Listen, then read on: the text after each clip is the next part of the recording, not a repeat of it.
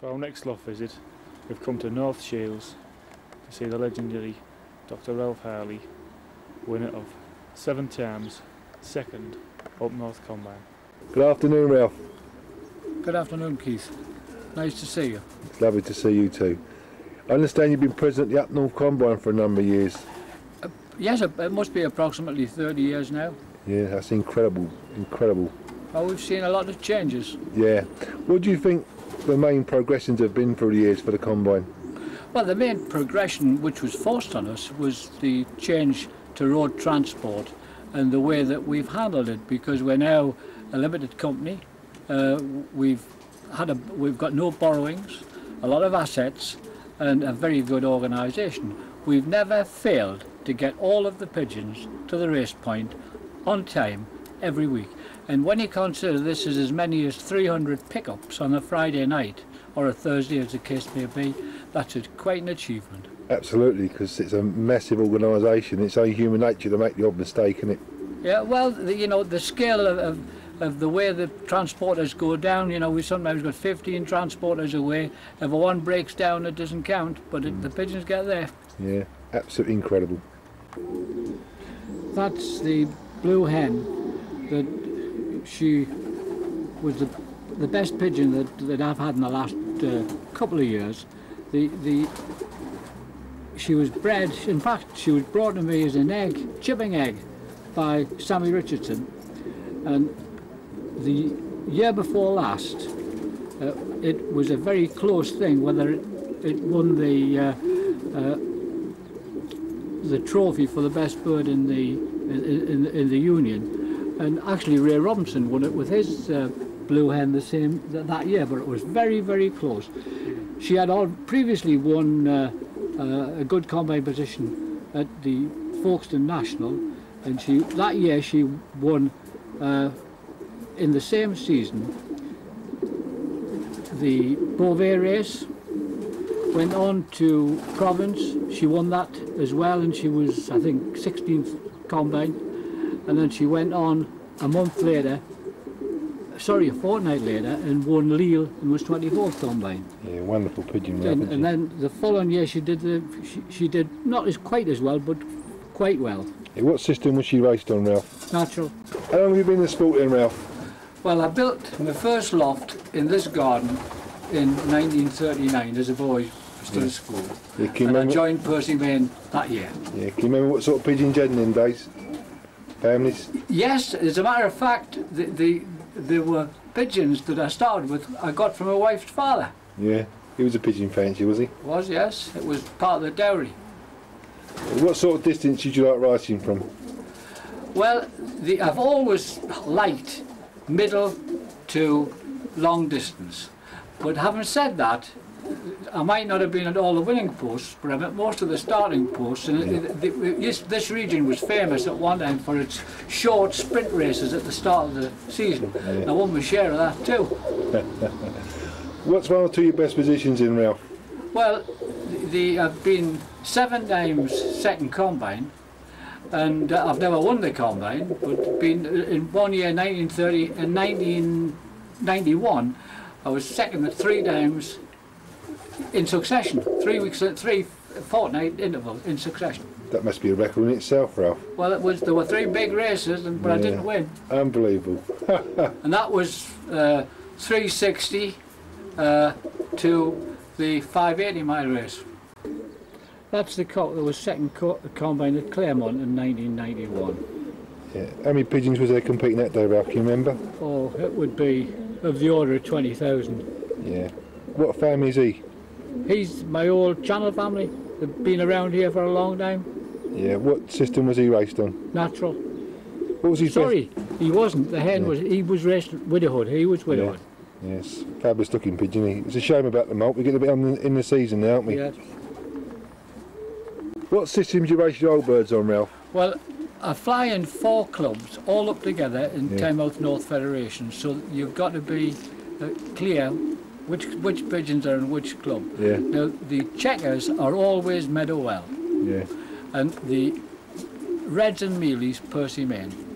The blues are Tynemouth, and the natural pigeons are Whitley Bay. Yeah, I think you've got to do that, haven't you, when you're flying 4 clubs? Well, you do, because you haven't, you know, especially when they're up together. Yeah. So what systems do you race? Do you race Woodward or petrol? I race 3 teams on Widowhood, set away at different times. Yeah.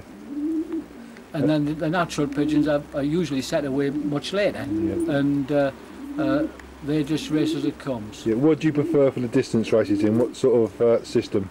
Well, other people have done it. I mean, but I haven't. I've never won a 600-mile race with anything else but a natural pigeon. Yeah. Widowhood, they're okay up to even 480, but they've never ever done the 600-mile for me. This may be me. No. What do you like, hens or cocks? For the very long races, I like hens. Yeah, there's Setting. more. They seem more truer, don't they? Oh, absolutely. These are a few Woodward cocks in, Ralph. How many cocks do you race on Woodward? Well, I normally have 30 cocks for each of the 3 clubs, so there's 90 cocks on Widowhood. Yeah. Do you break your cocks down? Not very much. I'm not big on, you know, really breaking them down and not keeping them hungry, because I always feel that you need a little bit left on them for the later races. That cock is the only one I got on the day at the smash we had at Beauvais this year, and he wasn't a great pigeon on that occasion, but before that he's got 5 or 6 good wins. Yeah. Is he a natural pigeon Woodward, Ralph? Widowhood cock, yeah. Certainly a good looking cock, isn't he? What family is he? It's a pigeon that I got from a friend at Norman Stark. He's at Walker, and he's Wildermish. How about training your pigeons, Ralph? The joy to me about Widowhood is that you don't have to train them. No. I've never put my Widowhood cocks in the basket, and that's for training, and that's in maybe 15 years I've been racing Widowhood. Yeah. So you never ever train a Woodward cock? Never train them. Will they fly out and loft? Well, what I do is I let them out morning and night, and they'll usually fly as long as I want them to fly. Yeah. So that normally I would get about maybe 40 minutes night and morning. Yeah, that's incredible. How about your natural pigeons? Do you train them? The natural pigeons are trained. Yeah. And you've got to train natural pigeons. When I say you've got to train them, if you've got the time to keep exercising them, well, you're all right. But I mean, you know, if you're trying to 3 teams of Widowhood cocks, and I don't exercise them separately, but maybe two together. Yeah. But you run out of time. At times, you just haven't got the time, have you?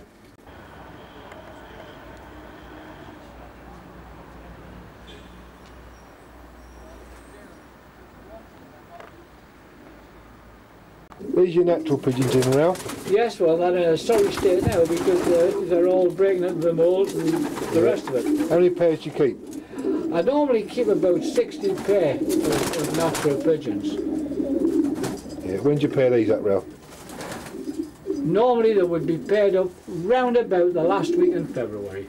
Yeah. I know you got grills on the floor. Yes, well, I've found them one of the factories that the company that I used to be managing director of decided to knock a factory down in the south of England, and I spotted these in some overhead gantries. Yeah, I thought, well, I'll try them. So that's what they are. You're absolutely ideal for the job, aren't they? Well, they would be better if you built a loft round grills, and I've got a couple of ends like that. It does save a lot of time. Yeah. What families of pigeons do you keep, Ralph? Well, originally there were, I suppose, mainly Vanderbilts, which the whole of the coast up North Cameron used to be based on Vanderbilts. But I did introduce the Busharts in 1981, and the first cock that I brought in was really been sensational. Yeah. Where they originate from? They came from West Durham, you know, where the Busharts first hit the north of England. Yeah. And they really made a difference. Actually, going around, there is a lot of Busharts in the North East. And that's why. Yeah. What do you look for when you go out and get stock? Well, I'm never very well persuaded by what they look like. I like a nice, you know, a nice handling pigeon, and everybody has their fancies. But it's really what the parents have produced and what the parents have done racing. So it's sort of it's got to be performance. Your winning lines. Yeah. When do you pay stock birds up? Until this year, the same time as the races, the roundabout, the show we get in Blackpool. These are young birds then, Ralph? Yes. How do you breed each season for racing? I normally like to have around about 100 trained, you know, for 4 clubs. Yeah. I say, look very nice on the straw. Is that a regular thing, straw on the floor? First time I've ever done it is this year. Yeah, I love pigeons on straw. They look so comfortable, don't they? And but these youngsters in this end, there's 40 in this end, and they are have been on the darkness system. Of course, they're not dark now, and there's, you know, they're going to the nest now, and You like to pair young birds up there? well, they're paired up this year. It's not been something that I've done in the past, but you've got to do it to compete. Yeah. How far do you race for your babies? To the coast, 300 miles. Yeah. How about training? How often you train them? Oh, they're well trained. Before the racing season starts, they'll be trained almost every day. Every fine day they'll be trained 25 miles. And of course the combine transporters, normally in our federation, the combine provides 12 training tosses from 40 miles and 60. Yeah, wouldn't be trained today, Ralph. It's absolutely belting down rain out there, isn't it? It is, but we did. Well, Ralph, thanks very much for showing me your pigeon today. I really enjoyed the visit.